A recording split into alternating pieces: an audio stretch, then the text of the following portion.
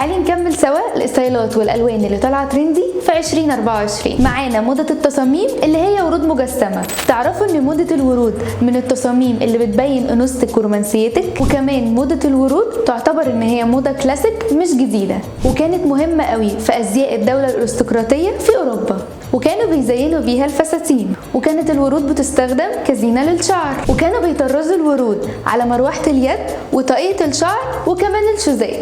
ولو انت من محبين اللوك ده اختاري الحجم الصغير من الورود. اهم حاجة البساطة، يعني ممكن تختاري قميص مطرز بالورود مع بنطلون كلاسيك. الورد في الاوتفيت بتاعك تأثيره قوي جدا على العين، يعني مثلا لو عايزة تخفي منطقة البطن او الصدر اختاري توب او قميص يكون عليه ورود مع بنطلون سادة. لكن خدي بالك من البنطلونات او الجيبات اللي فيها ورود. لو عايزه شكلك يكون جذاب تقدري تلبسي دريس يكون مطبوع عليه ورد وعليه جاكيت اسود جلد. نيجي بقى للشوز المناسب على الجامب سوت او الدريس. دايما اختاري الشوز بتاعتك تكون لايقه على لون الورد بتاع الفستان، زي البينك الفاتح او الاحمر.